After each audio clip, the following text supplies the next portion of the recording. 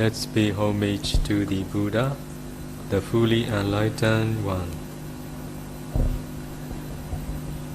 Namo tassa bhagavato arahato samma sambuddhassa.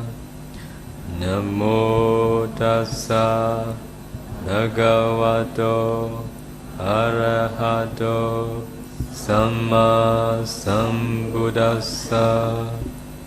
Namo tassa bhagavato arahato samma sambuddhassa.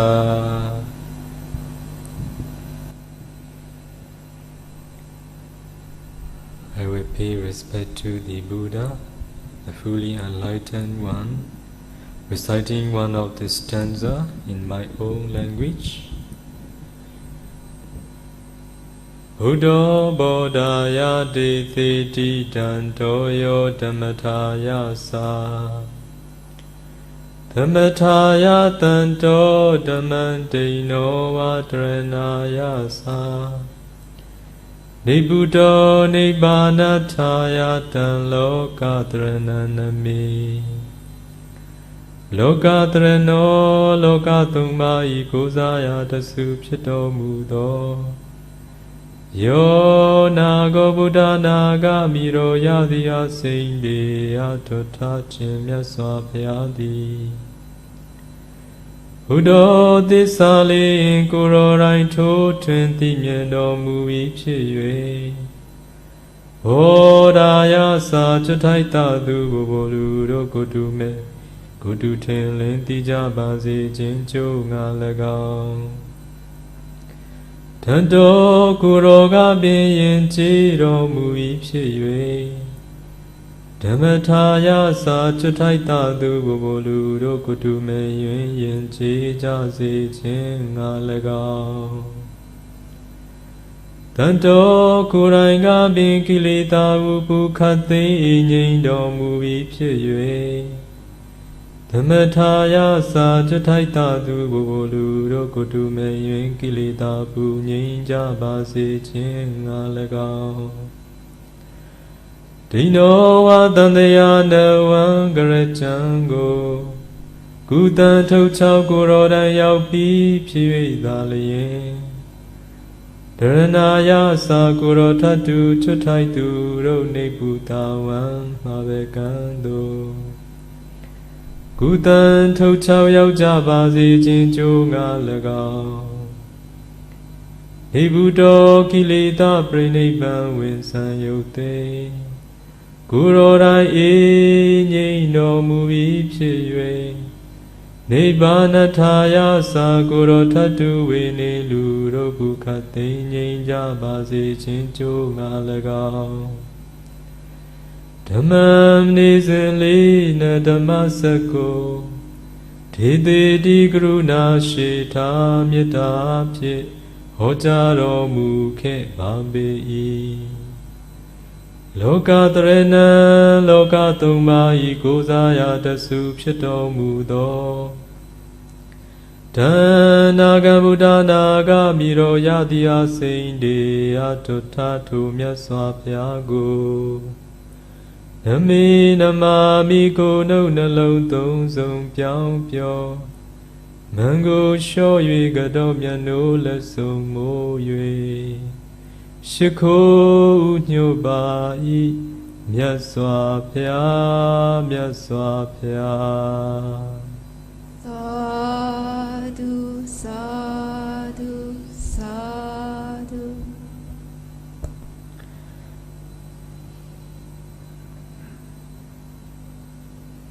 Today is Christmas Day. Today I'm going to give a talk. The name of the talk is A Journey of Self-Discovery.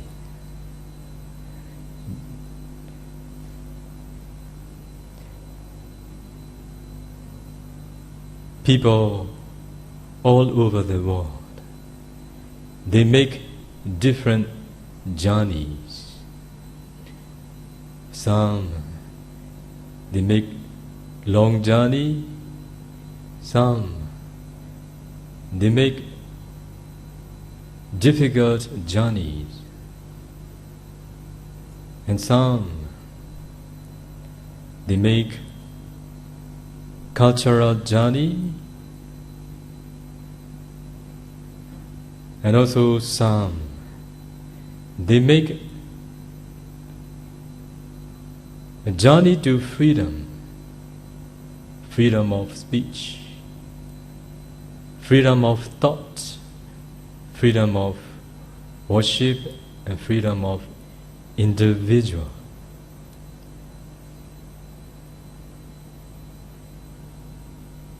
In some country where there is no freedom, they make a journey to freedom. It means they make a journey to democracy. So this is a country where they have made successfully a journey to democracy. Some researchers, they make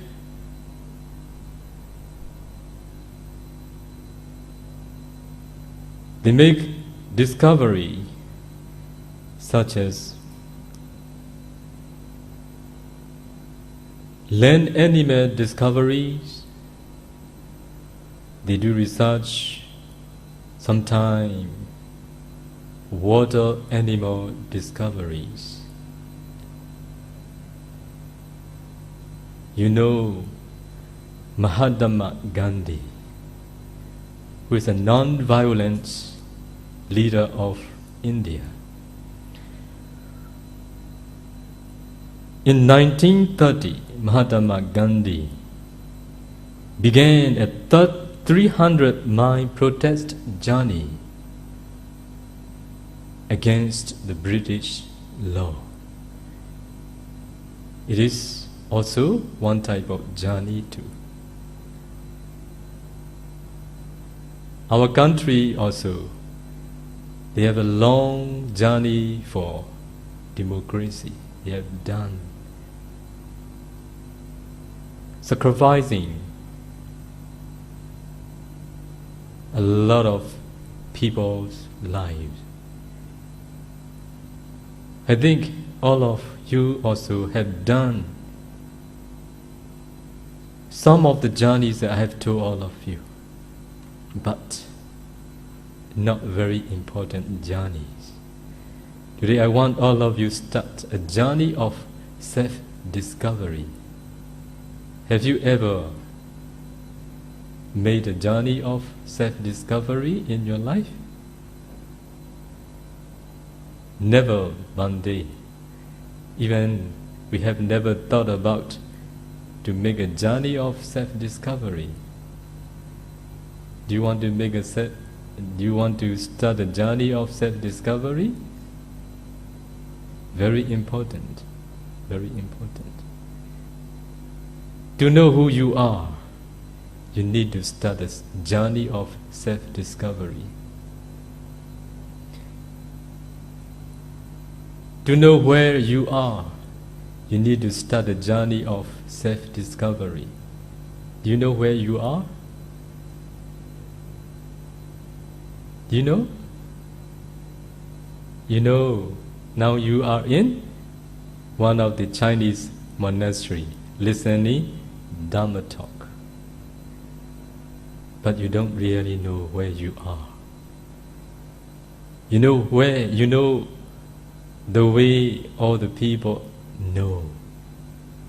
Not the way that you should, not the way that you must know. More than this. Only when you start a journey of self-discovery, and when you are successful in that journey, you will know who you are. You will know where you are. And you will know more to where you need to go more. Do you know? Only questions, not yet answers. Yeah, I will discuss about how to start the journey of self-discovery. based on the teachings of the Buddha. To be able to start the journey of self-discovery, we all need to do one thing. It is what I have introduced to all of you in my last Dharma talk here. I told all of you, if I explain it, I need to give another Dharma talk. Do you remember what I have told on that day? Is there anybody who remember? I've told all of you on that day. We need to train to be skillful, reading the habits of our own mind. Now, today, based on this, I will explain how to start a journey of self-discovery.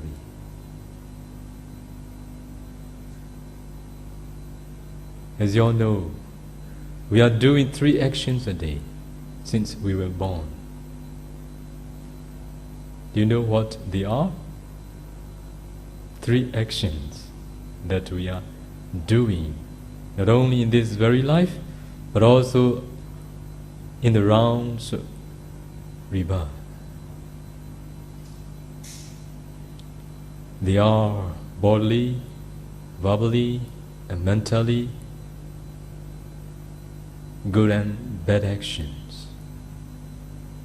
No more than this. Sometimes I ask my audience, how many actions are we doing a day? They give me an answer, uncountable Bhante. Yes, it is true. It is true. But we must know more detail that we can put all the uncountable actions into 3. They're just bodily actions, verbally actions, and mentally actions. Either good or bad, or wholesome or unwholesome, just this. Which actions comes first among 3? Mental actions comes first. Bodily actions and verbal actions comes after mental actions. That's why we can say mental actions are the leading one. The leading one. Why do people do? Or why did people do? Or why are people going to do bodily and verbally wrong actions? What is the reason? What is the cause?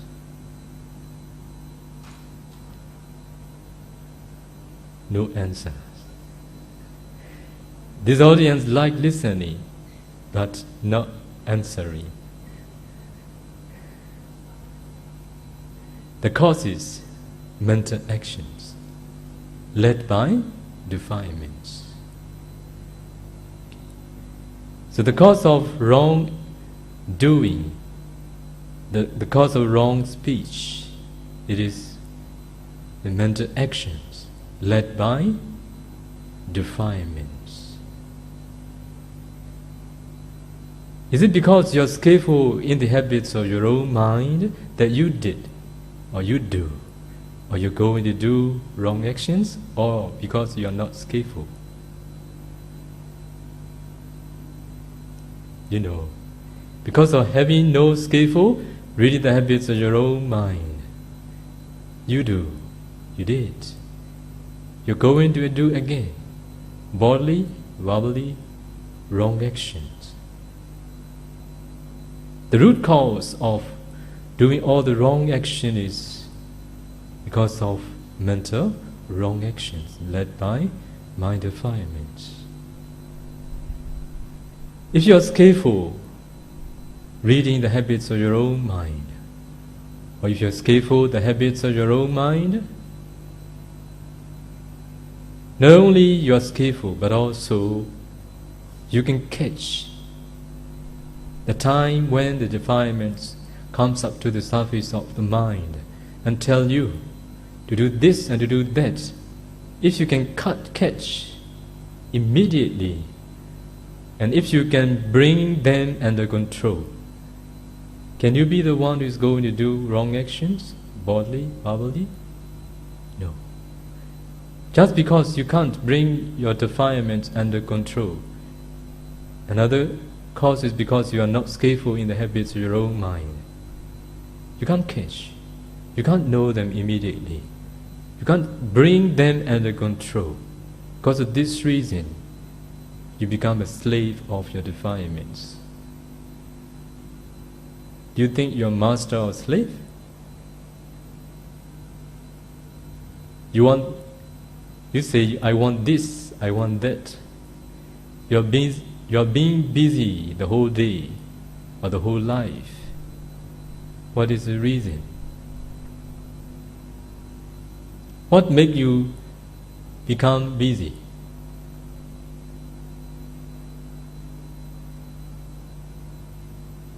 Because of listening your defilements.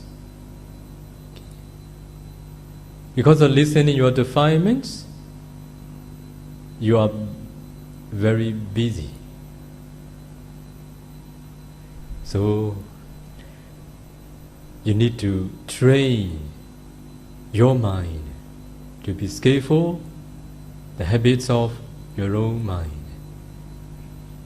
Buddha said, if you are not skillful in the habits of your own, if you are not skillful in the habits of others' mind, it doesn't matter. But be skillful in the habits of your own mind. Is it possible to know others' mind? Some. Really? It is possible or impossible to know others' mind? Possible. Possible for those who train the mind to know others. There is a way to train in the teachings of the Buddha to know others' mind. Another question. Even though it is possible, is it easy to know others' mind? No, it is not. But it is possible. It is uneasy. If it is so, do you know your mind? Is it possible to know your mind? Possible. Is it easy to know your mind too? No. It is possible, but it is also not easy for those who are unmindful, those who are unwilling to do. Are you skillful in the habits of your own mind? Are you the one who is skillful or not? Not. You're not yet the one who is skillful reading the habits of your own mind. Even to know your mind, you never take such responsibility, which is very important for your life. You think there are many things important for you, but I think it is not important for you. You're not doing really something that is important for your life. You're doing something that is not really important. You're spending a lot of time in unnecessary things and not important things, which cannot make you mature, which cannot make you grow up, only which can make you grow old. You're getting older and older day by day.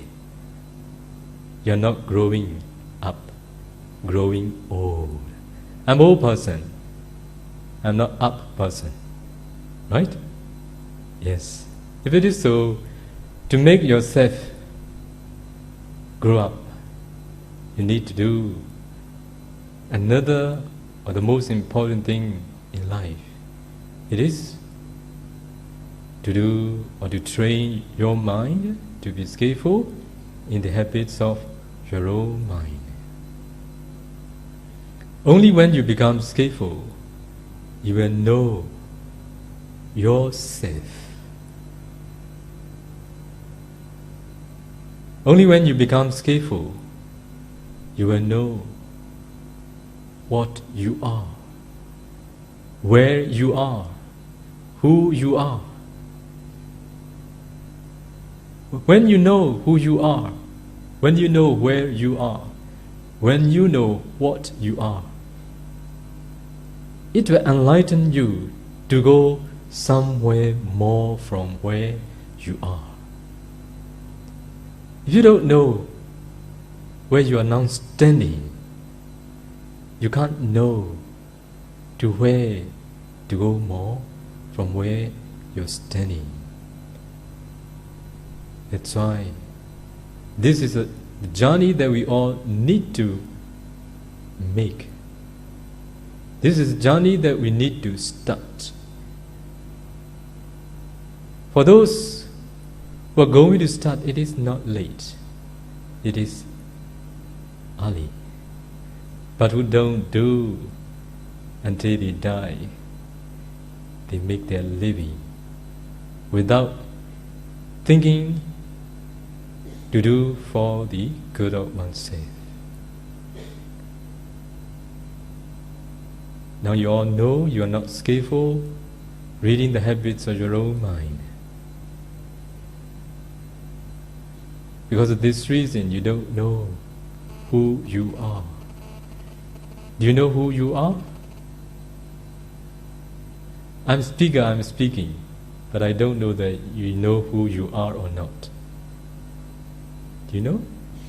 No. Do you know? Smiley. What is your answer of smiley? No? I don't know. Yes. All the people in the world, including all of you, are very interested in many external things. That's why you spend a lot of time to possess all the things that you are interested in. But all these make you heavy in the burden. Okay?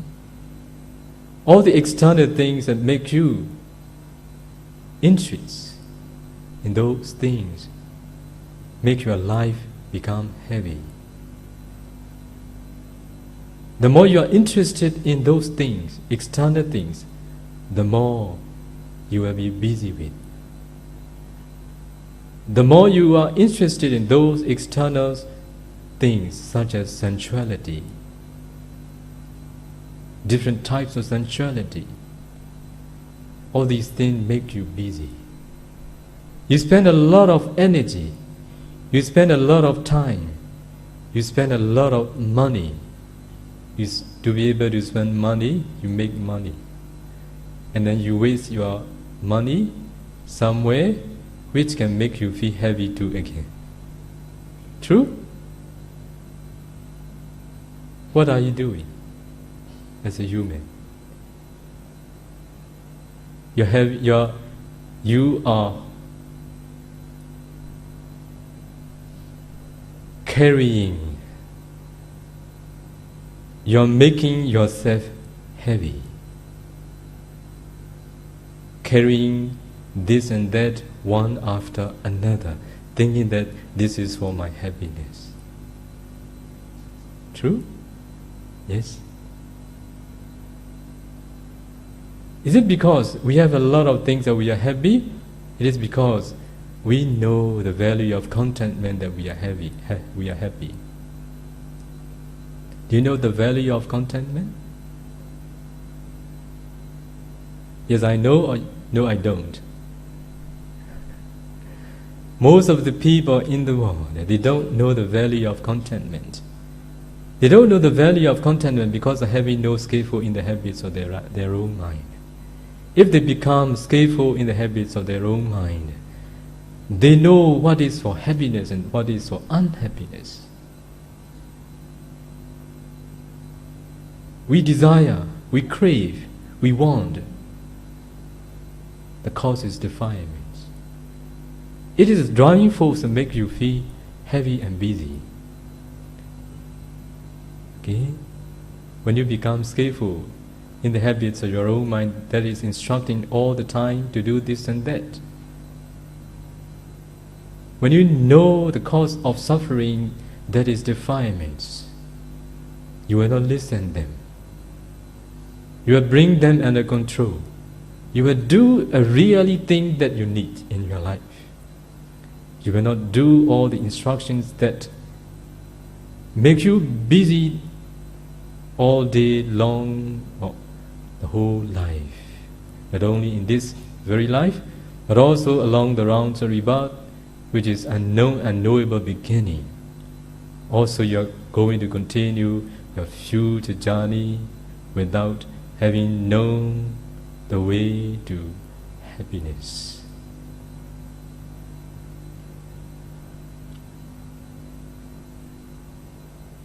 If you know the habits of your own mind, if you are skillful with the habits of your own mind, you will know how to live peacefully. You will know how to live a better life. You can make use of your life meaningfully. You know how to guide your life to the right direction, not to the wrong one. You will reduce all the things that make you busy. You will spare your time to do something what is really good and important for you and necessary for you.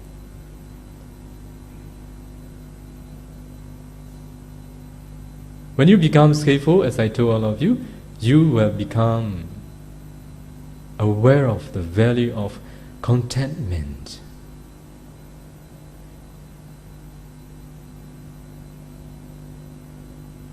Buddha said, Santuti Paramandanam. Contentment is the real wealth. Contentment is the greatest wealth. Not things that you possess is the greatest wealth. Contentment that you have been, the contentment that you have developed is the greatest wealth. So to know how important to develop the contentment, you need to be skillful in the habits of your own mind.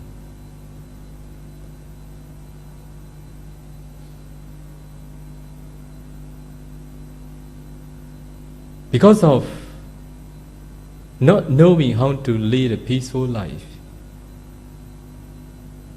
thinking that this is my way of, this is the way we all live. People interfere. Why do people interfere? Do you think interfering is for your happiness? It is for unhappiness. Why do people interfere? Because of not being skillful in the habits of their own mind. What is the cause of doing interfering in life? Because of the instructions of the mind. You don't know what is really necessary to do, what is unnecessary.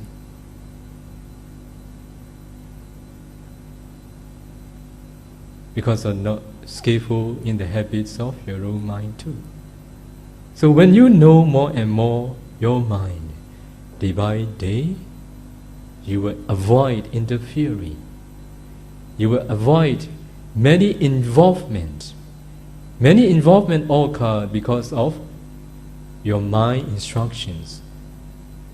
Because of involvement allowed in life, you have no time to do what is really important and necessary for you too. The cause of getting involvement with many things, it is also because of having no skillful in the habits of your own mind. Buddha said, if you want to do good deeds more and more in life, if you want to avoid doing unwholesome deeds more and more in life, you need to be skillful in the habits of your own mind. Now you understand how important to be skillful the habits of your own mind. Do you want to know how to do to be skillful in the habits of your own mind? Yes, because I want to tell you, that's why I'm introducing you. How to do? How to do? Are you now listening my talk?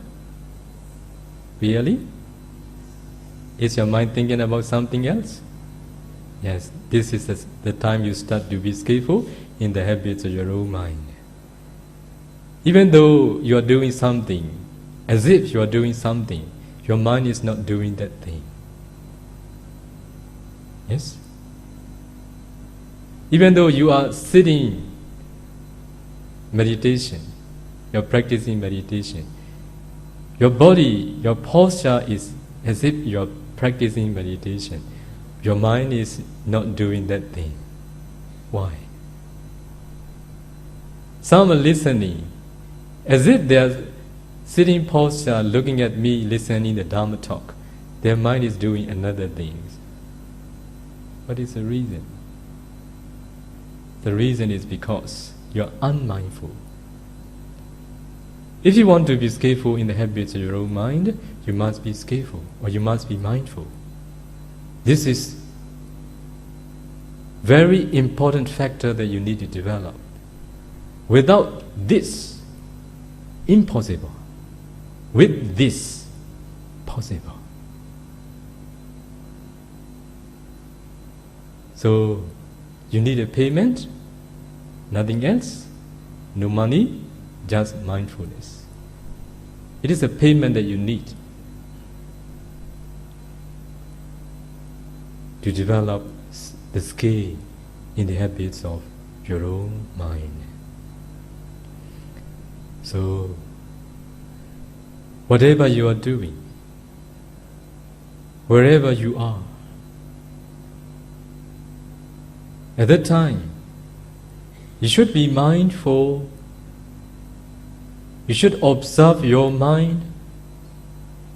You should notice your mind instructions all the time.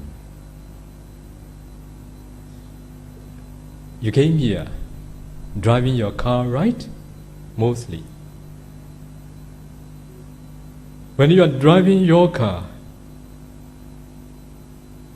can you know your mind?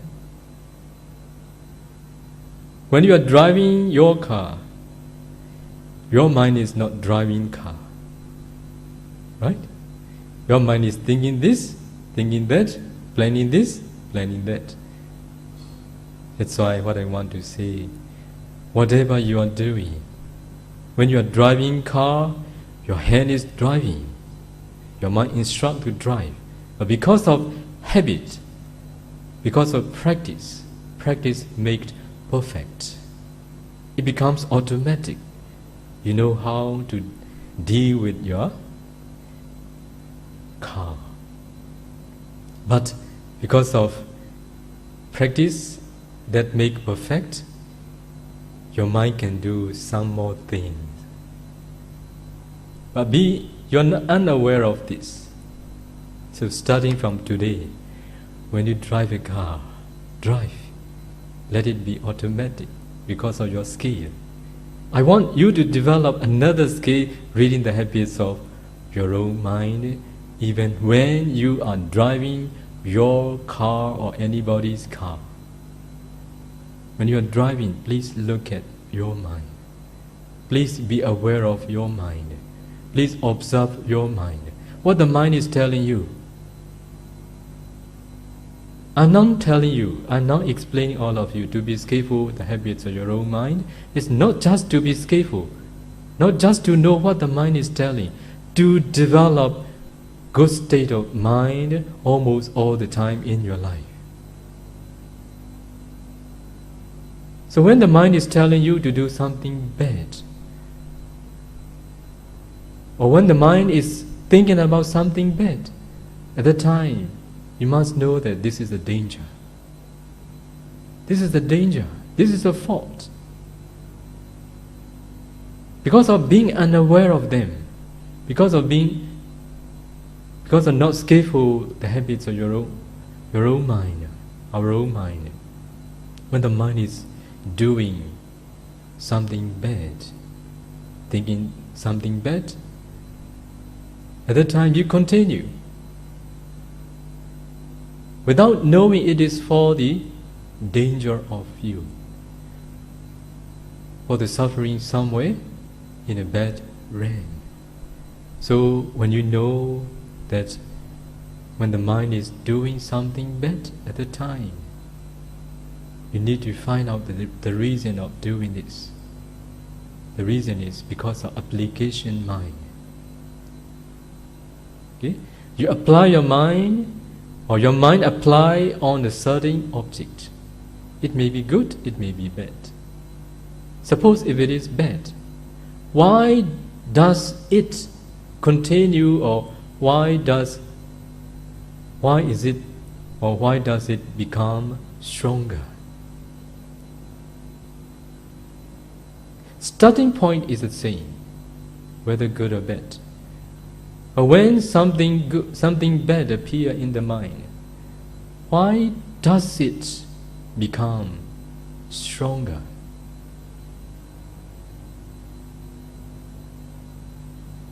Because you participate with it. That's why it becomes stronger and stronger. How you participate? How do you participate? You apply your mind on it. Because of this reason, it becomes stronger and stronger. Applying the mind on a certain object means participating.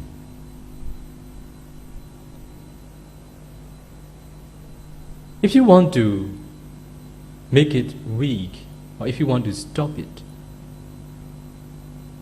you need to do one thing at a time. It is to apply the mind on good or wholesome object. Good or wholesome object. If you stay apply your mind on the former objects which is bad, the more you apply, the more it becomes stronger.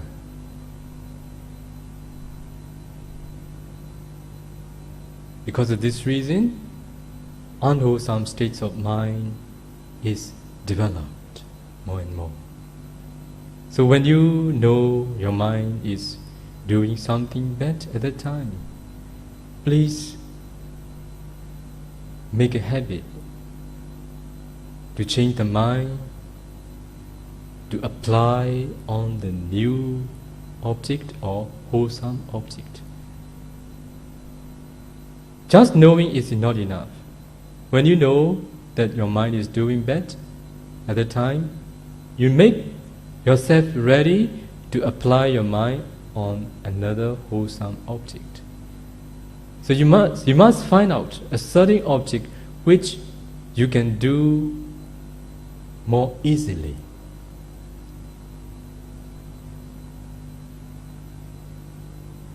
Suppose taking refuge in triple gems, Buddham Saranam Gacchami, Dhammam Saranam Gacchami, Sangham Saranam Gacchami. Is it long? Is it very long? Very short? But very great. Very great. So whenever you know your mind is doing something what is unbeneficial for you, at that time, change your mind. Apply your mind to the wholesome object. It is what we all need to train. It will not happen by itself. If you are unmindful, it is impossible. If you are mindful, it is possible. Also, one thing important is, you should ask yourself, should I be the one who want to make my mind be in a right mind state almost all the time? You should ask yourself, am I the one who want to cultivate good state of mind almost all the time in my life? Are you the one? I believe you all want to be. If you don't do, it is danger. It is very dangerous. As you all know, our mind inclined doing bad out of the time we are doing good. Is it true? Our mind inclined thinking something bad out of the time we are doing good. Sure. If you are not doing good, our mind is doing bad. Even though you like, it is bad.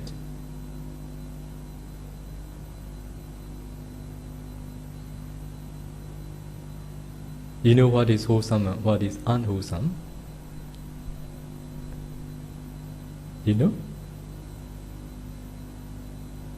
Do you know? What is wholesome and what is unwholesome?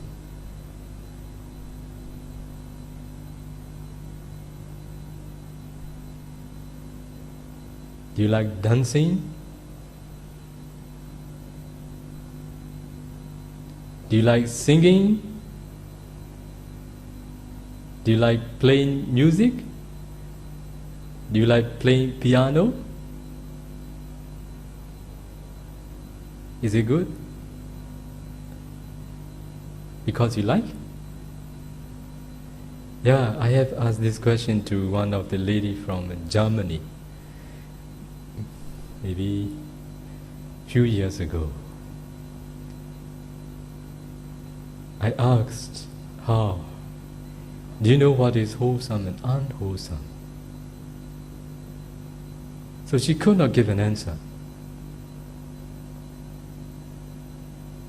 So she thought for a while and then she gave me an answer.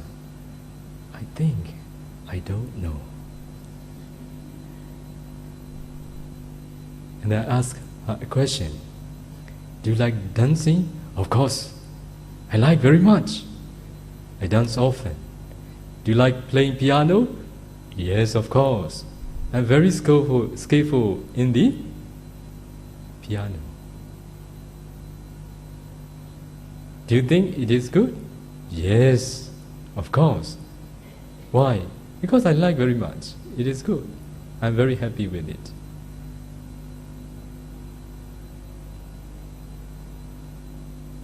Now you see, people think what they like is good. People think what they don't like is bad. Okay? May not be all the time, but many things. Okay? What they don't like, they don't want to do. Another way we can say that because they don't like, they don't want to do. Because they don't like, they may think it is also not very good. No? Yeah, maybe not all the time. Okay? So, mostly people think what they like is good. What they don't like is not good for them. Actually, good and bad doesn't depend on your like and dislike. Good is all the time good, whether you like it or not. Bad is bad, whether you like it, whether you don't like it. Wholesome and unwholesome doesn't depend on your like and dislike.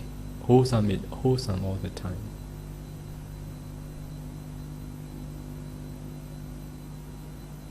something which is blameworthy, something which is a cause of suffering, it is unwholesome. Blame by the wise, not by the fool, it is unwholesome.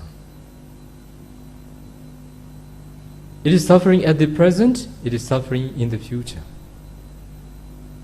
It is also unwholesome.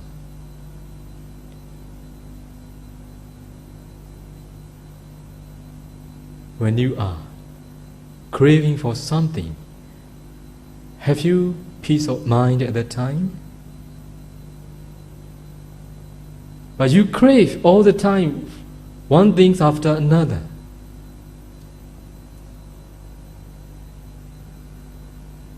You may think you're happy with them too, but if you observe your mind carefully and mindfully, attentively, you know your mind has no calm, no peace. Craving is not the cause of happiness, but it is akusala happiness. Okay? There is happiness in unwholesome states of mind. When you are dancing, you may notice you're happy. But this is not kusala happiness, this is akusala happiness. The happiness that associated with the akusala state of mind. Do you know, I like singing very much when I was a layman. Very, very much. Whenever I have time, I'm singing. I came to know this is just attachment. If I can't give up playing and singing, I will not be a monk. For sure. Why? I attach very much. But when I know that they are just akusala, attachment. If attachment to music is the last object at the near-death moment, what are we going to be? Are we going to be reborn in a good realm? No. You all know how people attach to music. Almost all the audience here, you all like music very much. It is because of your attachment. So when you become skillful reading the habits of your own mind, at that time, when you want to play music or when you want to sing, at that time, your mind is telling you to do. You are craving for, you are hunger for, you are longing for, led by the defilements, attachment, craving, tanha. So the cause is unwholesome. I don't mean not to do it at all. Okay? To analyze the cause of these all actions. So among all these actions, some are not for the harming of you and not the harming of others. If it is so, you can balance your action in your daily life. Something that can harm you, something that can harm others, it is the actions that you need to stop. You need to bring them under control. To be able to do them, you must be skillful in the habits of your own mind. Singing, it will not harm others. It will not harm yourself. It is not like committing killing, stealing, sexual misconduct, telling lies, taking intoxicants. But it is also unwholesome. Okay? Unwholesome from the ultimate point of view, it is also unwholesome. But not the unwholesome that related to any body. It is not as powerful and strong one. It is something that is not very strong, but it can cause you to be reborn in a bad realm too. Something that we remember in our life is something that we repeatedly do, right? If you attach something very much, we do repeatedly again and again. That repetition can be the cause of suffering at the near death in this very life. People show attachment one another. This is the way of living, the way of people lives, right? If you don't see the showing of attachment to each other, are you happy? You don't like. You don't like. You want your beloved one show attachment to yourself. If you don't see, you complain. What are people doing in the world? They are harmoniously doing bad. Right? Harmoniously. If they don't see this harmony, they complain. That's why you are not doing for the good of your beloved ones. Your beloved ones also not doing for the good of you. Right or wrong? Yes, from the ultimate point of view, from the Dhamma point of view, what is all the time true. Whether you like, whether you don't like, I must tell all of you. I'm a true seeker, I'm a true teller. That's what I will tell all of you. Only then I can open your mind. Only then I can enlighten all of you to balance the way of your living. Okay? I will not comfort for something I shouldn't, but I will comfort something I should. So, all these can be balanced when you become skillful in the habits of your own mind. To lead a better life, to lead a peaceful life, to get more spare time, to do more important things, and not to interfere with something that we shouldn't, not to make involvement with those unnecessary things, and to know who you are, and to know what you are, and to know where you are, and to know more to where you need to go. You all need to be skillful in the habits of your own mind. As I have told all of you, when you are driving a car, observe your mind, what the mind is telling you, what the mind is doing.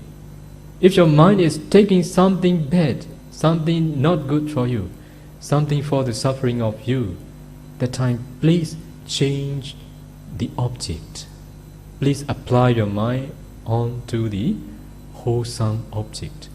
It is what you need to train all day long, out of the sleeping time. Whatever you are doing, when you are cooking, but your mind is not cooking. True? So you need to be skillful at that time.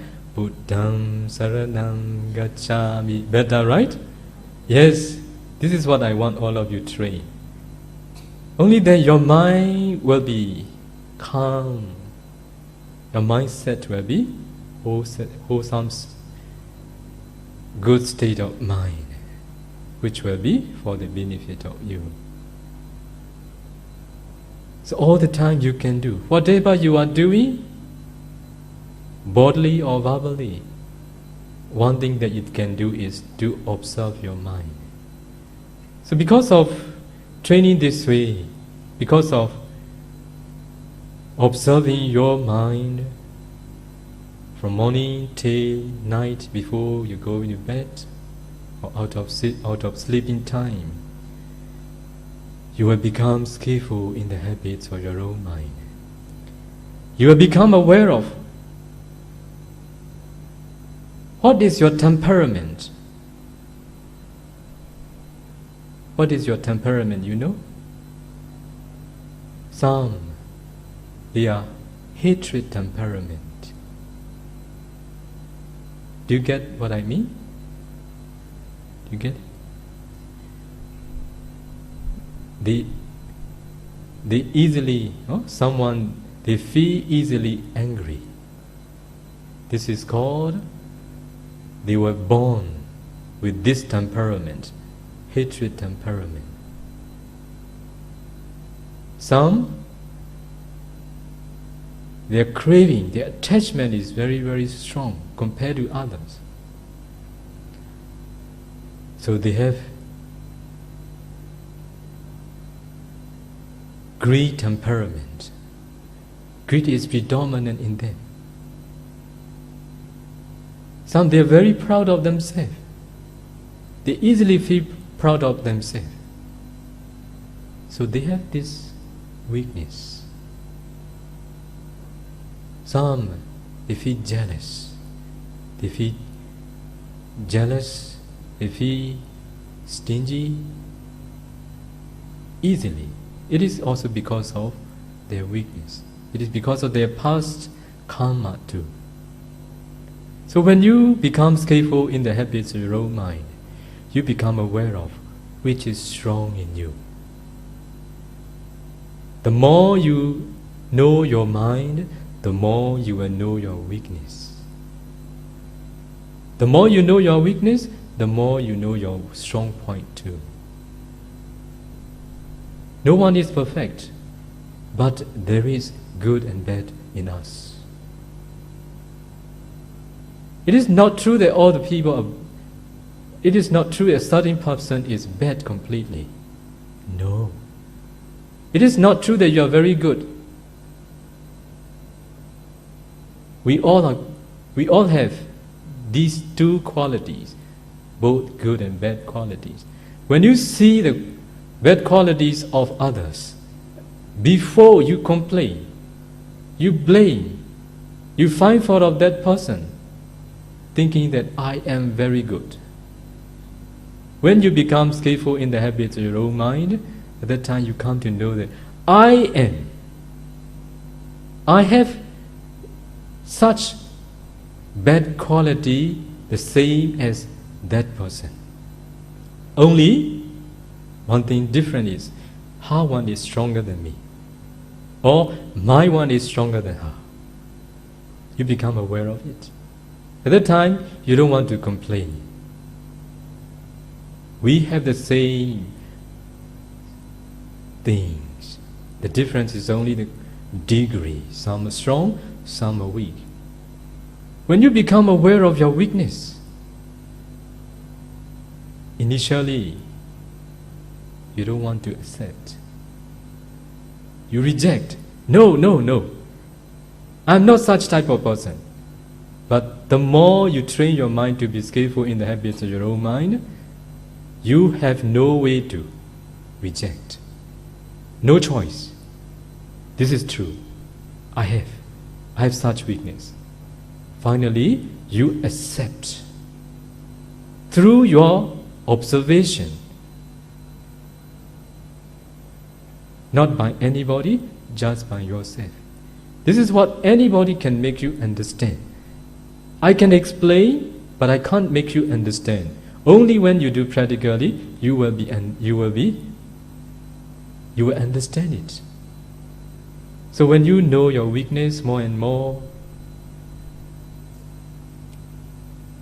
so another way also, you know your bright side more and more too. At the time, as you become skillful in the habits of your own mind, you can accept for what you are weak in. You can accept what you are strong in too. What will you do? You will correct for what you are weak in. And you will improve what you are good in. Okay? So in this way, you will improve yourself more and more. You will correct yourself more and more. But because of seeing again and again, you will not just stay without changing anything. You will change. Human are intelligent beings. Those who want to be good, if it is possible, almost all the time. because of not knowing the cause of doing good and the cause of doing bad, people are unsuccessful in the way of living. So when you become skillful in the habits of your own mind, you will correct, you will improve. What will happen when you become skillful in the habits of your own mind?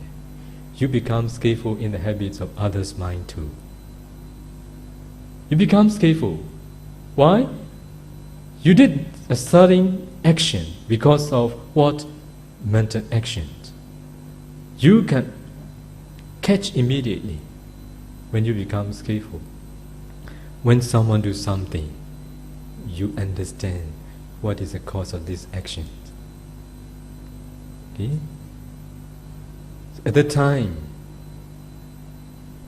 this understand arose in your mind.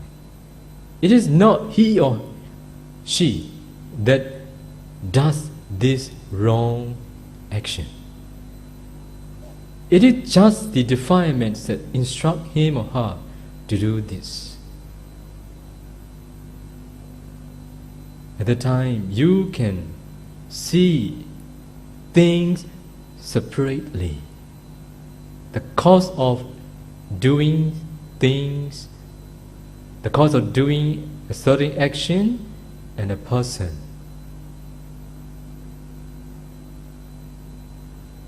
I have told a little bit in my previous Dharma talk here. I will repeat it. It is not because we are born as human, we become wise or we become stupid. It is because we can bring our defilements under control, we become wise. Also, it is because we can't bring defilements under control, we become stupid. Do you agree with me? If it is so, what make we wise and what make we stupid?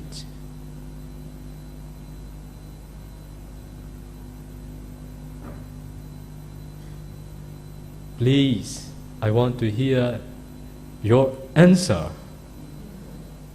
What make we become stupid? What make we become wise? You or defilements? Defilements. That's why we do, we're going to do wrong things.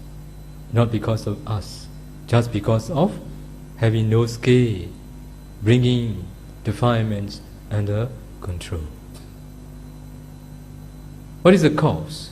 Not a person, but defilements. Because of understanding this, through being skillful in the habits of our own mind, we can forgive others very easily. Is it good that we can forgive others easily? Yes.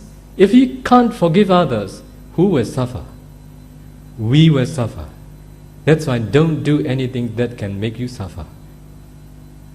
Okay? So when you become skillful in the habits of your own mind, you become skillful in the habits of others' mind. You can accept their weakness too, because you have to.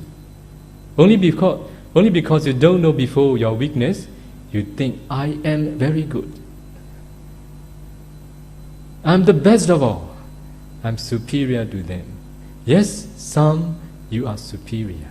Yes, some you are better. But also others people, they have better quality than us too. They have superior in something in them too. We can accept the reality. When we become skillful in the habits of our own mind, we become the one who can accept the reality. If you are not skillful in the habits of your own mind, you will not be the one who can accept the reality. You're all the time rejecting the reality, holding unreal.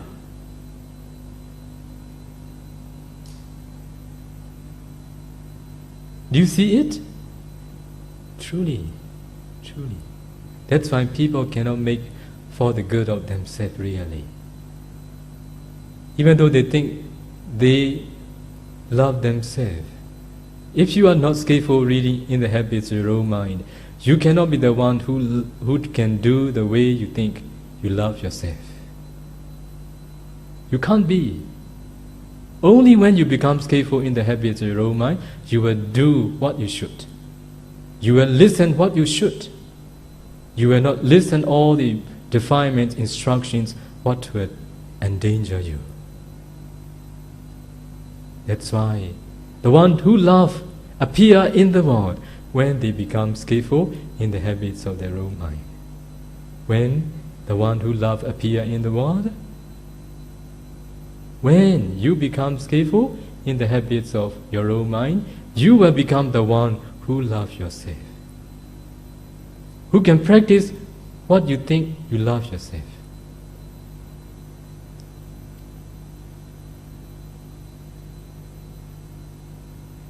We can benefit a lot from observing our mind. I share with all of you. This is what I have done since I was in primary school, the time I didn't know the teachings of the Buddha. When I was in 4th standard, at the time the interest arose in me. I'm very interested in my mind. I've done since then. I got a lot of benefit from it. So when I ordain, I see this in the teachings of the Buddha. Buddha said, Bhikkhus, if you are not skillful in the habits of others' mind, it doesn't matter. Be skillful in the habits of your own mind. To do good more, to avoid bad in your life. How great! Very practical. This is what you all need to do. Even the young ones can do. Only if you are the one who really want to do for the good of you yourself. Now you know how to be skillful in the habits of your own mind? Okay, I will explain a little bit further.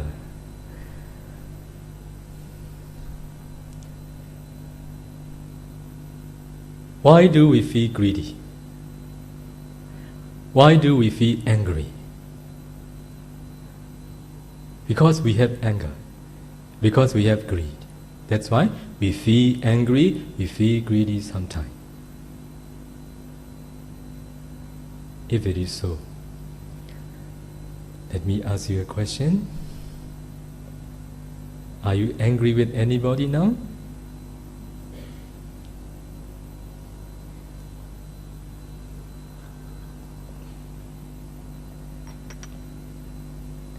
Are you greedy something? No? Are you feeling proud of yourself?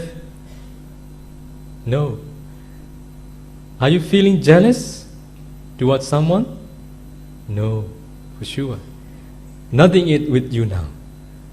If it is so, let me ask you another question. Have you anger? Yes.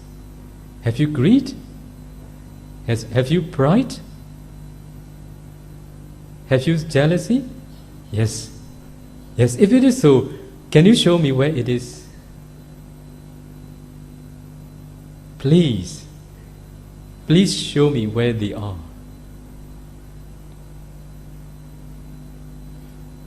Very difficult. Can you point out where they are? You know they are with you, but you can't show where they are. You can't point out where they are. Can you touch where it is, where they are? You can't too. But you say, I have. Do you know where they are? You don't know. But you say me. You say one another, we have. Yes, you have. Yes, I have. But we can't touch where they are. We can't show anybody where they are. We can't point out. Now they offer me glass of water. I show you this is glass of water offered to me. I can say temporarily, this is mine. I can touch. I can point out. I can throw at you now, if I want.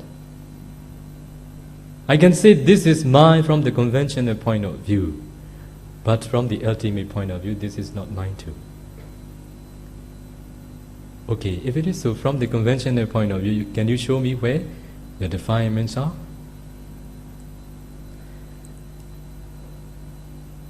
Yeah, I want all of you to know, they are not yours. They are not yours. If it is yours, if they are yours, you must be the one who can show. You must be the one who can do any way you like. You must be the one who can touch, but you can't. Now, do you agree with me that they are not yours? They are not yours. They are not yours. Don't hold wrong view that they are ours. This is completely wrong view. I want all of you improve your point of view. This is not yours. This is come with us, but this is not ours. Like this, I will give an example.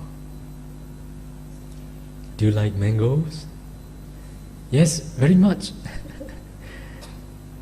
Only sweet one, not the sour.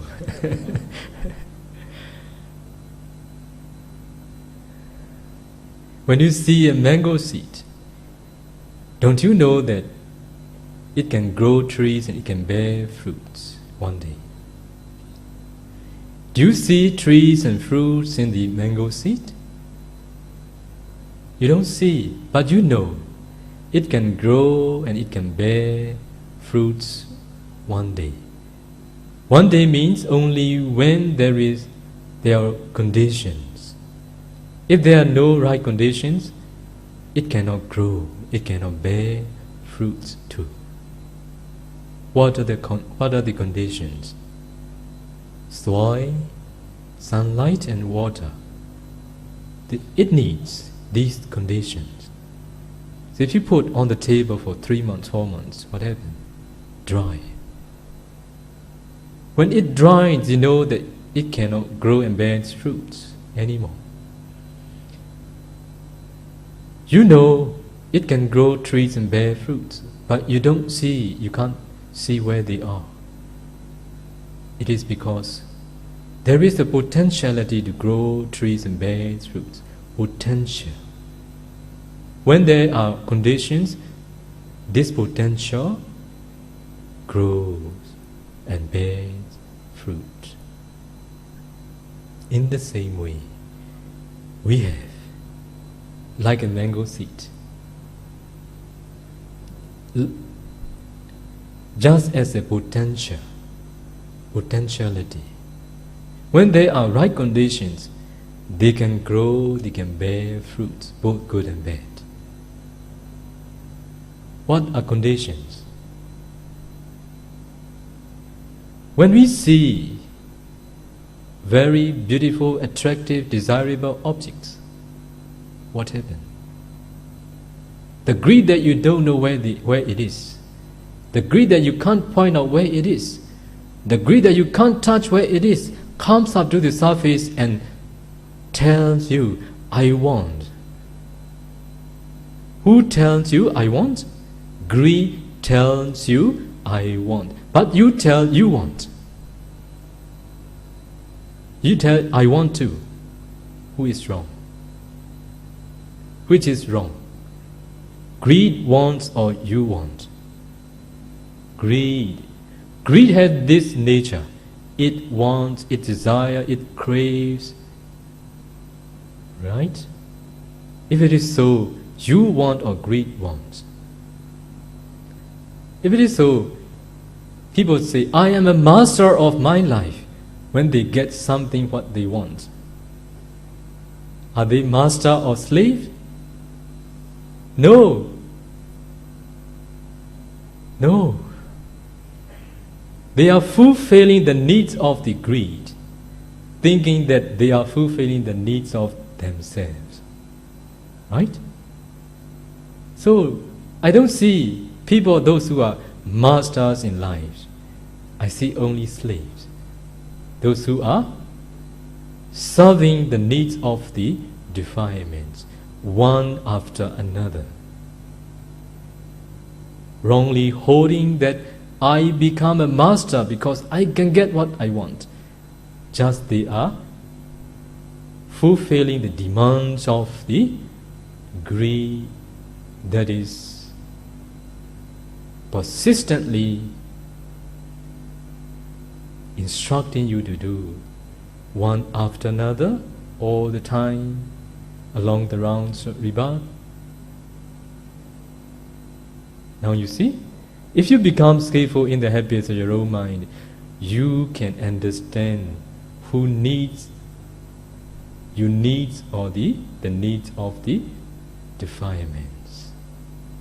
Because of clearly understanding, you can't allow yourself to crave all the things, to attach all the things, to want all the things.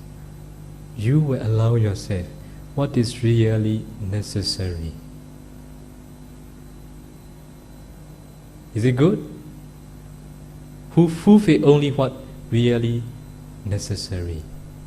Or the one who are seeking after, pursuing after all the sensuality, driven by the defilement's instruction? Who will be more peaceful? Who do only what is necessary? It will come with the scale of reading the habits of your own mind. But you need a payment, mindfulness. If you are unmindful, don't expect such skill in your life. Don't expect to do for the good of you yourself. You can't be the one who really do for the good of you yourself. You waste a lot of time doing really not for the good of yourself. You waste not only your energy, you waste a lot of your time and money. So all these come when you become skillful in the habits of your own mind. Should we do or shouldn't we do? Still no answer. Are you going to do or are you not going to do? This is your choice. Your choice. But I believe you're going to do. I encourage all of you to do. It is really important. It is what we all need to do for the rest of this life. If you haven't done before, it doesn't matter. This should be the starting point to do for the rest of your life. So now you see the cause is beautiful, attractive, desirable objects. But not just this cause. For Arahant, those who have removed all the defilements, even though they see very beautiful, attractive, desirable objects, what can it do? Nothing for them. Nothing. It cannot shake their mind. Their mind is very stable, very pure. No impurity. The same objects give different results. So the cause is not a person, the cause is defilement.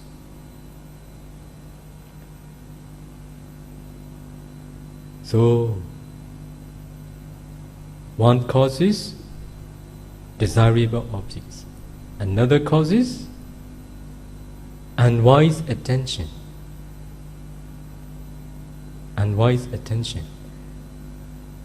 How many causes already? 2 causes. Another cause, If it is dark, can you see a desirable object? No, only when there is light. Light is another cause. Okay? If you are blind, can you? No. That's why another cause is eye sensitivity. These are the conditions that cause the latent defilements that lie hidden comes up to the surface of the mind. Defilements you can't see because they lie hidden, has a latent tendency. Only when these four causes are met, at the time, the craving, attachment that you don't know where it is, comes up to the surface of the mind and tells you, I want. At that time you wrongly tell, I want. I, the usage the same, different in meaning, different in essence. So among four causes, if we can replace wise attention with, if you can replace unwise attention with wise attention, at the time your mind will change. If you see the repulsive, if you see the beautiful object, if you pay attention, it is repulsiveness, recalling the true nature of human body. But beforehand, you must practice it, you must train it. Looking at the dead body, repulsive body. Then you must pay attention, it is repulsiveness, until your mind absorbs seeing. So when you see a desirable object at that time, if you are the one who is training it, you can pay attention, it has repulsiveness. That time, 4 conditions are met, but wholesome states of mind will arise. Now you see, there is no persons, only cause and effect. Only when these 4 conditions are met, you will see different results. You get it? Yes. In the same way, for hearing, smelling, tasting, touching, all these, they need 4 conditions for each. So when you train your mind to be skillful in the habits of your own mind day by day, mindfully, you come to understand you are not the one who wants. You are not the one who crave. You are not the one who wants to possess. Only this craving is the one who craves. It is craving that craves. It is cravings that wants. It's a cravings that want to possess. It's a craving that want to be with someone, not you. You become aware of it. You're not the one who want to do. You're not the one who attach. At the time, if you do more and more, if you train more and more, you will become more skillful when you are very mindful. At that time, you can separate defilements and I. Okay? You see the causes, which is defilements of doing unwholesome. You are not the one who does it, who do it. At that time, you see them separately. The causes of doing good and bad, and I. You're not the one who do. You're not doer. You're the one who are instructed to do something. Okay?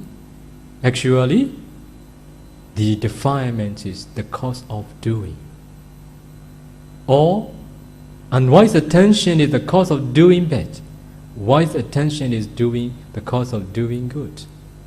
Because of understanding this, when you are mindful, you see there is no self. There is no self who is doing, who is acting. So along the way you are making a journey of self-discovery, you come to see no self. You see non-self. But it is only when you are mindful that you understand this way. When you are unmindful, defilement and I combine again. Because all the ordinary people, they have this wrong view, self-identity view, personality view. In Pali, we say Sakkaya Ditthi. Do you know it? So, holding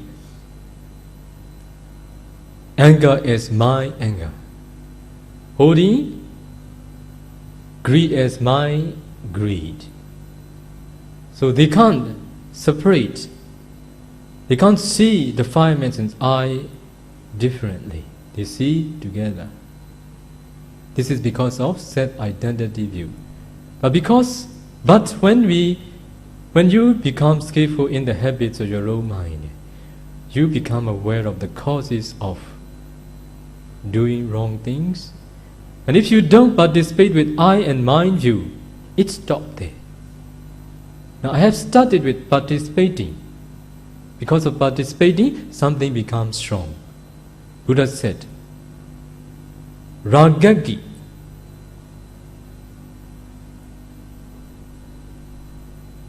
Raga and Eki. Raga, do you know? Lust. Ragaki means fire of lust. Dosaki, dosa and Eki. Fire of anger. Mohaki, moha and Eki. The fire of delusion. Buddha said, anger is fire. So when fire is burning, if you don't add any fuel anymore, what happens? It will be extinguished. But if you add fuel more and more, what happens? Becomes stronger and stronger. In the same way, because of undesirable object, anger that you don't know where it is, which lie hidden as a latent tendency, comes up to the surface of the mind. It is like a fire. It is burning fire in your mind, fire of anger. At that time, if you don't add fuel, it will be extinguished by itself. What is adding? What is fuel here? I view, my view is fuel. Okay? If you participate anger with yours, my anger, you add fuel, it becomes stronger and stronger. So the cause of making something strong, that burning in your mind, you come to know. You become aware of it. It is fuel, which is self-identity view.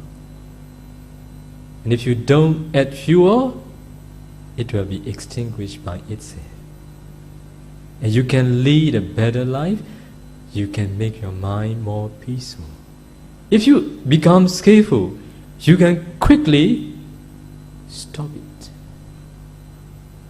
But you are not skillful, you think this is mine. I am who is being angry.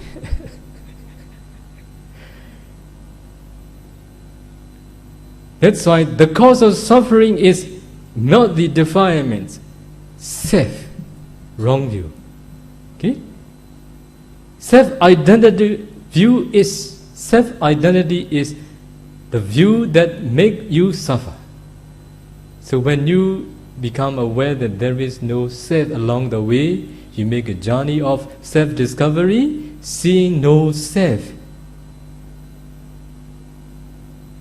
You can live more peacefully. But you want to see yourself right? When I start this Dharma talk, you think that, oh, how can I see myself? But now I told you, the cause of suffering is not the defilements, just the self. This self, can I say ego? Okay? That is the cause of suffering. Because of practicing three training, the training of morality, the training of concentration, and the training of insight.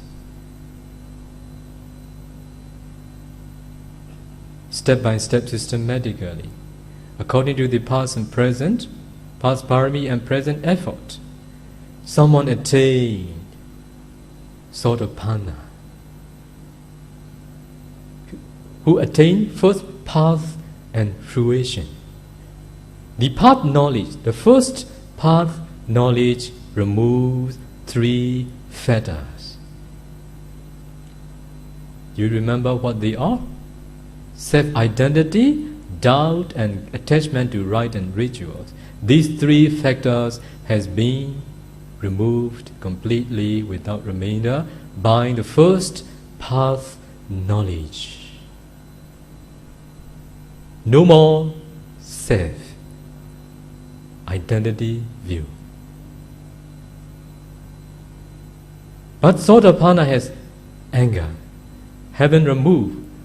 The first path knowledge hasn't removed anger, hasn't removed greed, hasn't removed all the delusion, has removed a certain degree of delusion which covers not to see the Four Noble Truths.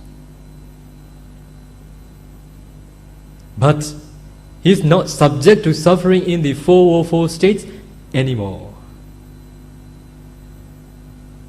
His anger is not the cause of suffering in 404 states because he has no self-view, self-identity view.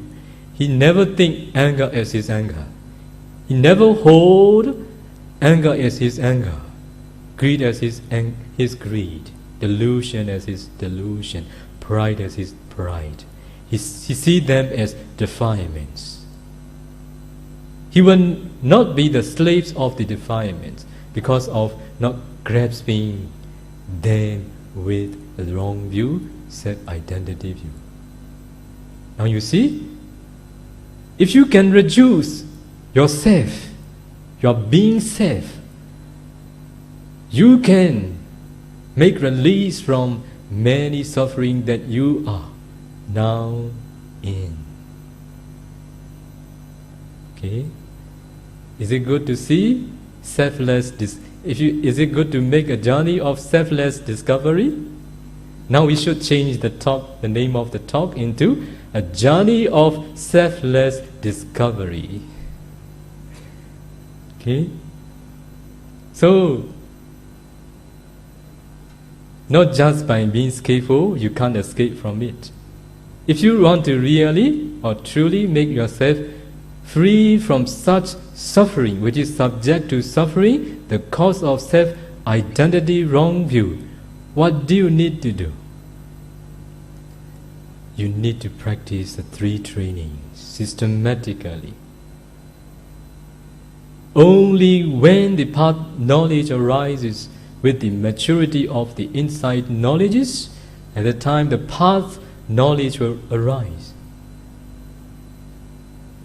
The first path knowledge which can remove this dangerous wrong view, self-identity view, which is a cause of suffering, which is a cause of subject to suffering in the 404 states, has been removed by the first path knowledge. This is the power of path knowledge. It arises only one mind movement. One mind movement, but very powerful. There is no any weapons which can cut this wrong view. Only the path knowledge that arises with the maturity of the insight knowledges. How great the path knowledge is. Or do you think is it possible to attain such past knowledges in this very life?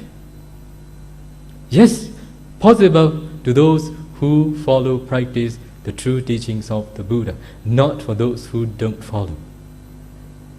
I use the true teachings of the Buddha, not untrue teachings of the Buddha.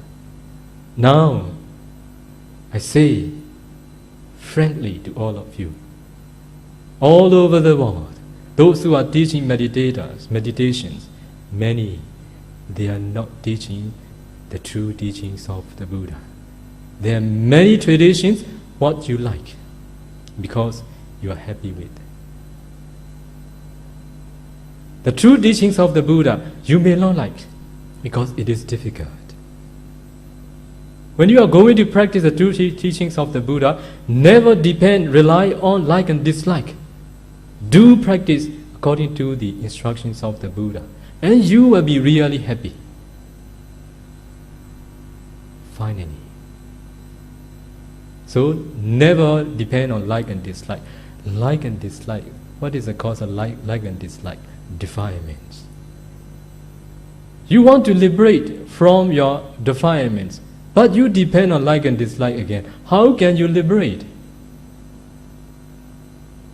You guide yourself to the wrong way, depending on like and dislike. This is not the way. Okay? Never expect along the way you practice. Expectation is not the way to success. Now, you all are making a journey to success in your life as a layperson. You may be successful in your business, but success is what I want to say. Success is a journey, not a destination. Okay?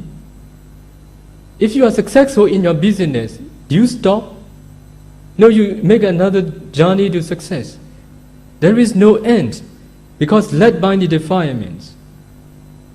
Success to the Dharma, a journey to success in the Dharma has an end, because it removes all the defilements step by step, that your desire reduce day by day more and more. You will see the end where there is no desire, no craving. Okay? Which way do you follow? Which has the end success? A journey of Dhamma, not a journey of success in business. But please make a journey of success in Dhamma, which has an end. So when you attain first path knowledge, you have removed the self-identity view. You become a selfless one. Okay? You become the one who are successful in a journey of selfless discovery. You will be no more subjected to suffering in the fourfold states. You develop unshakable faith in the Buddha, Dharma and Sangha. You will always be a noble person, not only in this very life, but also in the futures wherever you are going to be reborn. Even though you don't know, you yourself, I am a noble one, you will never break 5 precepts. So, I want all of you start a journey of self-discovery. I want all of you see, even though you make a journey of self-discovery, you will see a journey of selfless discovery. Not just by seeing with your observation on your mentality, but by practicing 3 trainings, may you all be able to remove yourself, which is the cause of suffering at this present and in the future. May you all be successful in a journey of self-discovery, and may all be able to make successfully a journey of selfless discovery finally. May all be able to make an end of suffering in this very life. Sadhu, sadhu, sadhu. Thank you very much, Bhante. Do we have time for questions? Does anyone have questions? You can put up your hand. Otherwise, maybe. Oh, okay. Brother Gigi.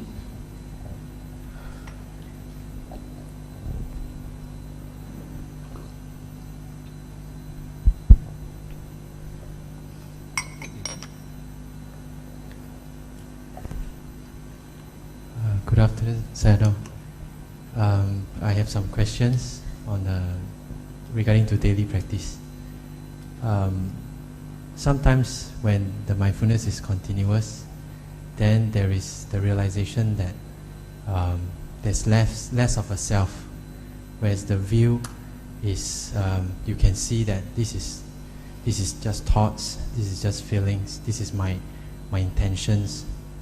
But then when the mindfulness is not so strong, then there are times where there's a lot of identification with thoughts, feelings, as my thoughts, my feelings. Even though there is there's understanding that there's a little bit of understanding this is happening, this is going on, this is because of certain view that I have, but still the identification is very strong. And even at that time, if one were to practice, it's difficult to practice wise attention because the view that the mind has is already distorted. So what is Sayadaw advice on this?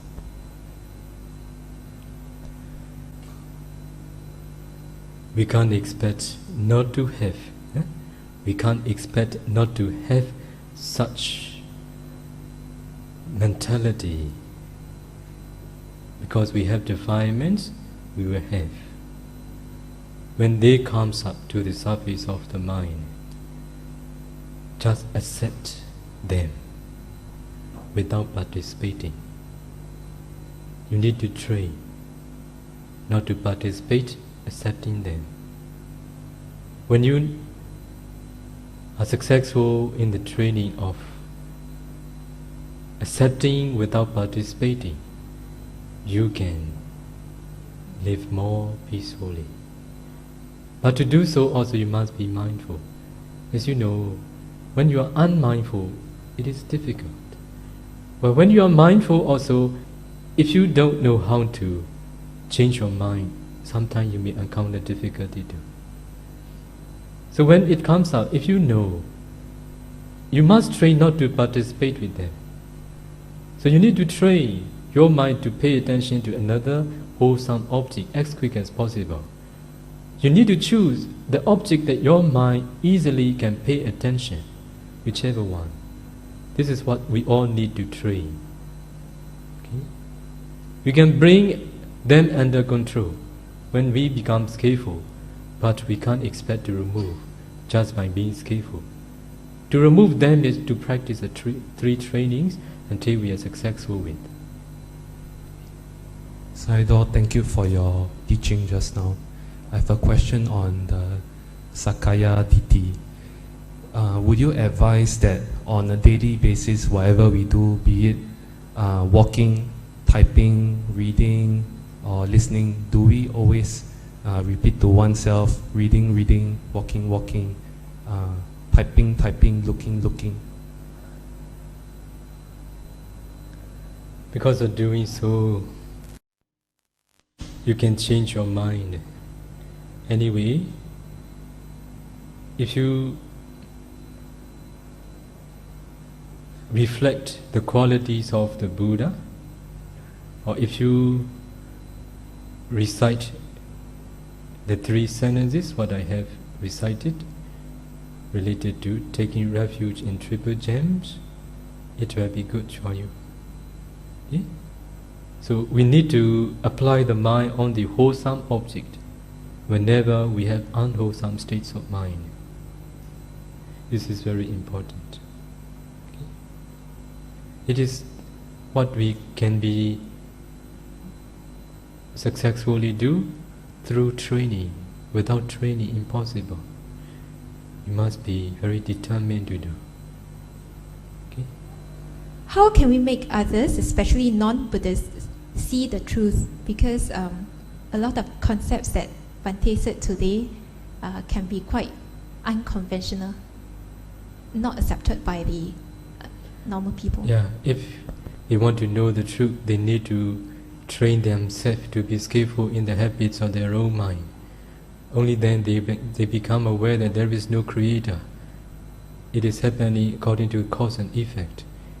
If they have open-minded, it is very good for them to do. It is not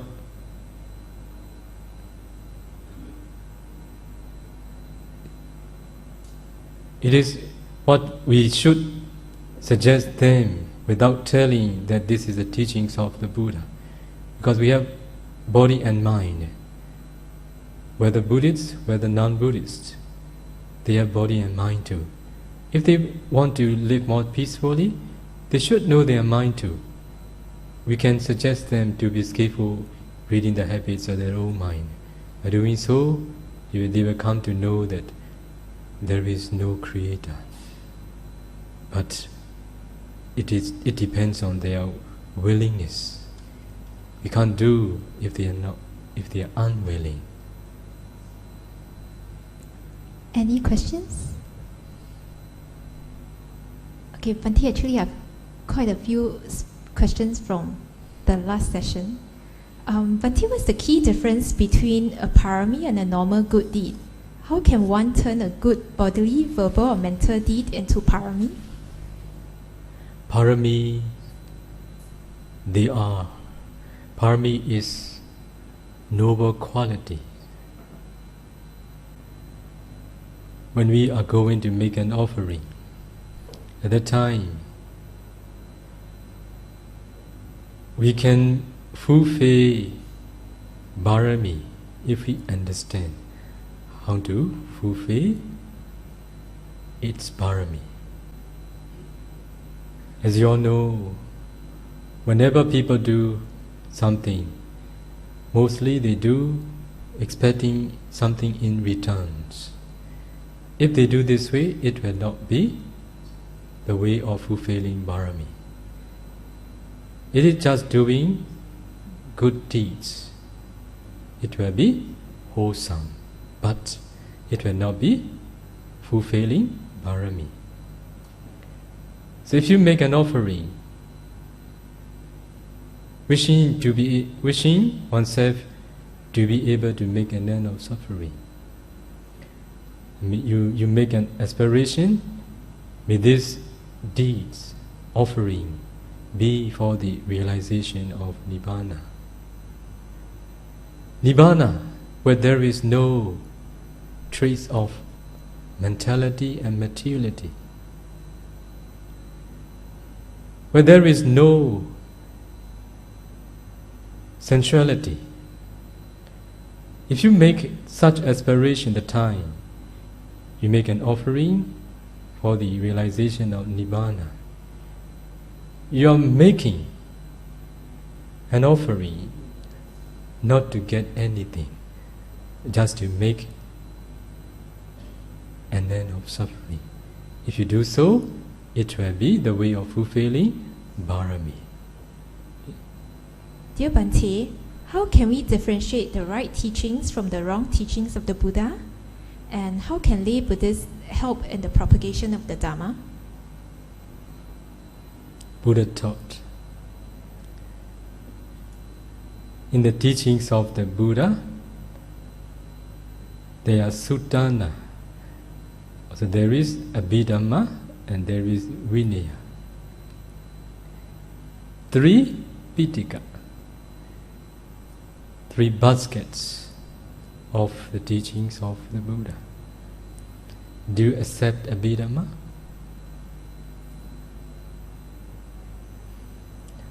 If you don't accept Abhidhamma, you cannot see the true teachings.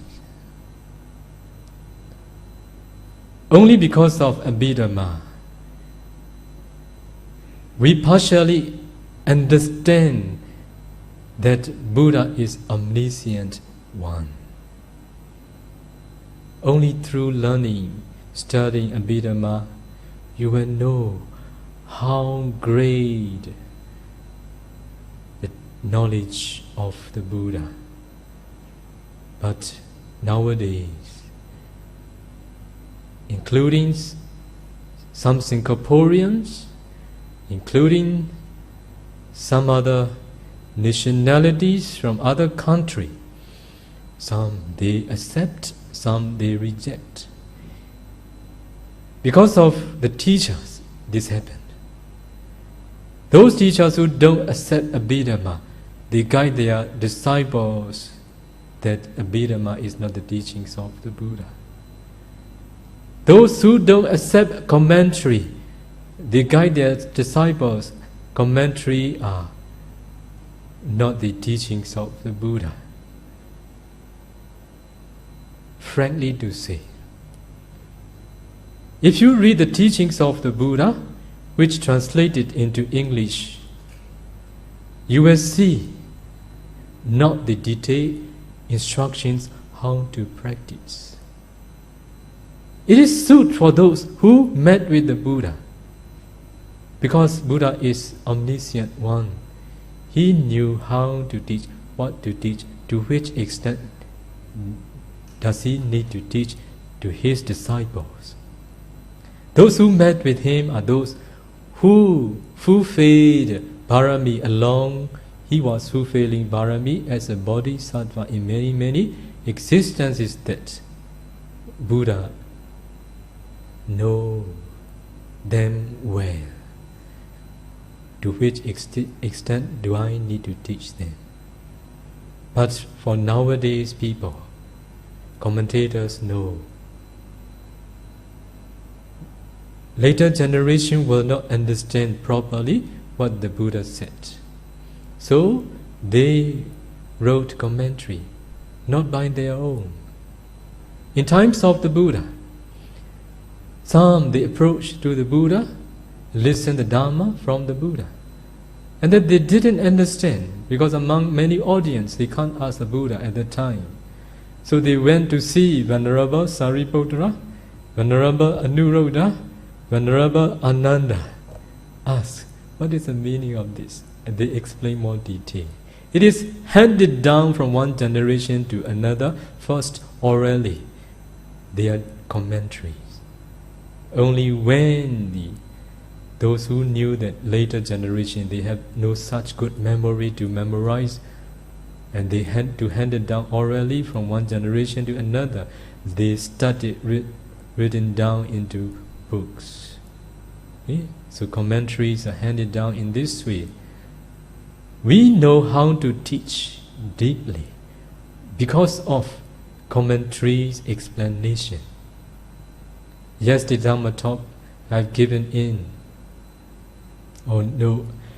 yesterday night Q&A section in the Masatipatthana Sutta.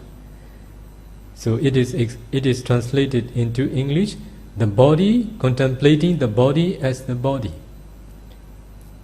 So kaye kayanupassi viharati. This is translated into English. Kaya, mostly you know kaya is body. But in the commentary it is explained. Kaya here means Rupa Kaya and Nama Kaya. We can't translate just body. What is Rupa Kaya? What is Nama Kaya? Rupa Kaya means a group of materiality. Buddha taught past, present, future, internally, externally, near, far, superior, inferior, gross and subtle. Altogether 11 categories. These are called Rupa Kaya. Nama Kaya means group of mentality. It is also 11 categories. Need to contemplate these Nama and Rupa in ultimate sense. Okay?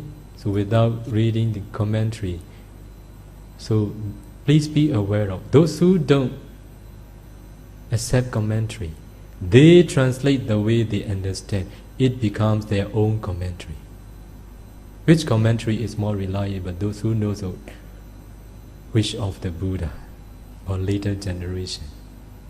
Okay, that's why we know how to teach, because of commentary explanation. There they explain step by step how to practice. Okay, that's why if you want to learn the true teachings of the Buddha, you must be the one who follows. Those who accept the teachings of the Buddha, Pali, commentary, Abhidhamma, but this is not enough too.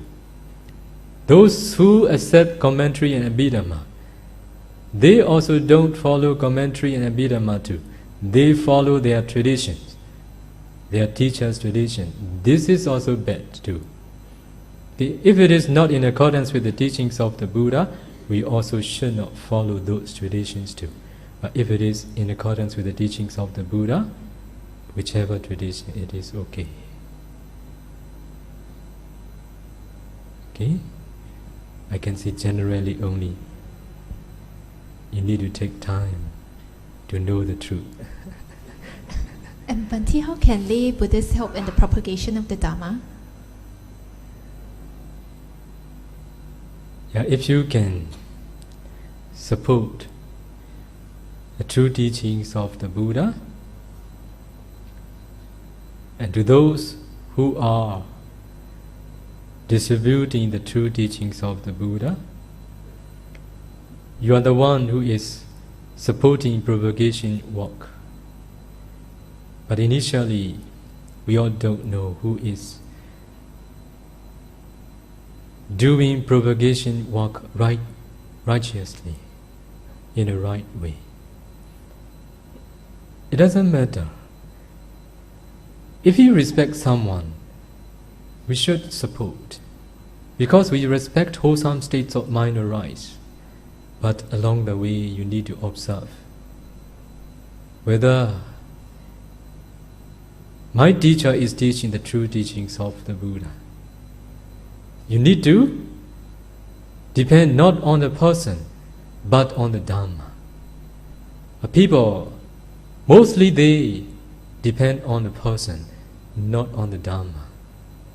People quarrel one another because of depending on a person. If you depend on the Dhamma, there will be no quarreling.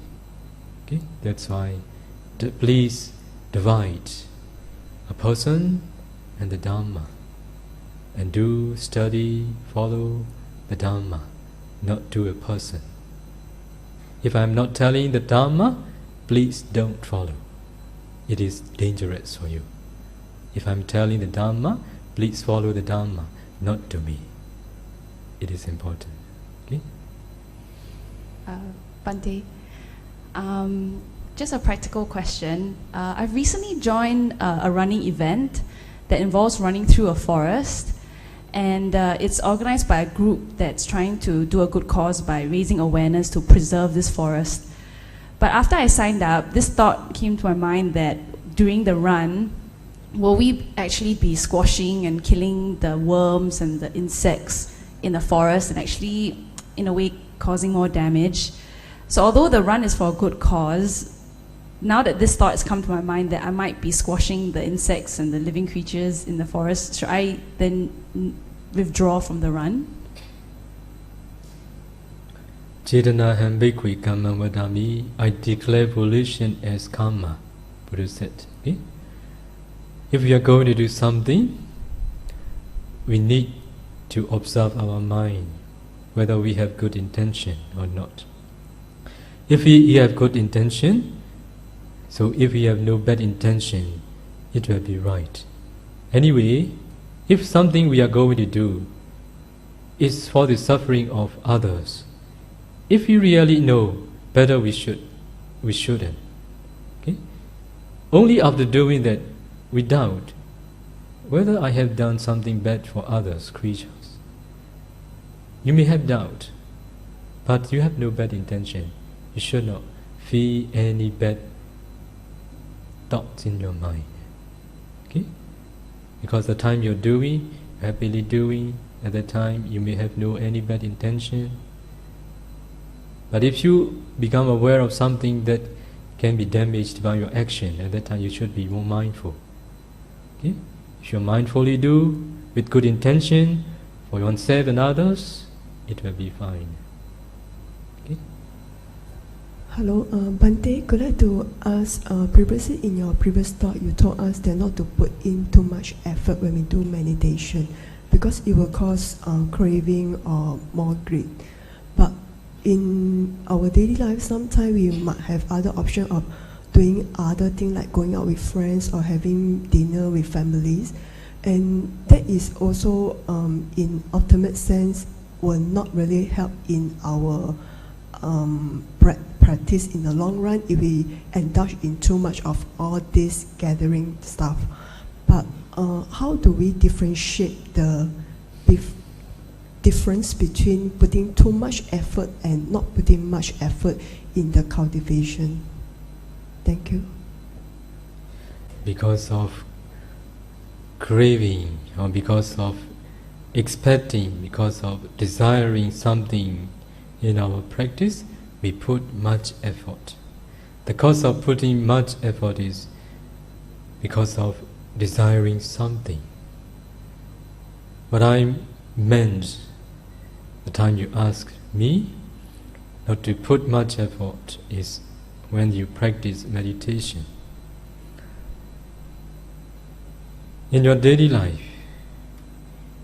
if you are living righteously, if you make right living, I encourage you to make an effort. This is developing good habit in your life. Only when you practice, you need to balance everything. Expecting, desiring results, if you practice, you will put much effort. Because of habit in your daily life, putting much effort, it influences your practice too. So what I notice, Westerners, those countries who have education like Western country, they have the same problem. When they practice, desiring the results, they put too much effort. I need to suggest or remind them not to put much effort. Singaporean too, they put much effort when they practice. So, to understand not to put much effort, you need to practice under the guidance of the qualified teachers. The teachers will remind and suggest you how to do, how not to do. Now you are not yet practical, that's why it is difficult, I think, for you. In the interest of time, I think we just have about time for just one last question. Evan.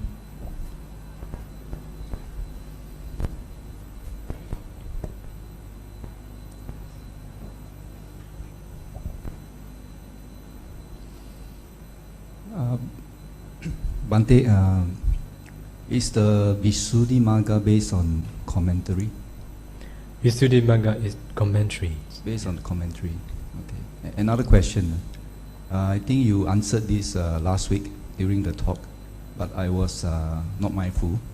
So could you please repeat the answer? Regarding the 10 paramis, perfection of the 10 paramis,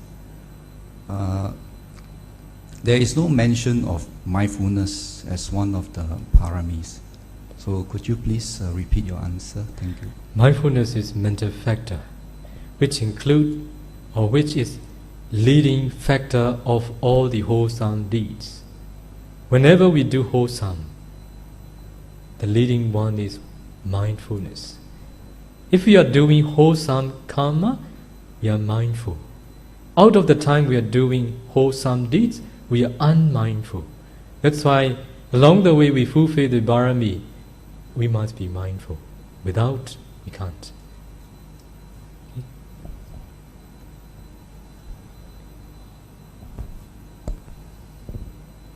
Okay, thank you very much, Bhante, for your enlightening Dhamma talk and also for the answers to all the questions.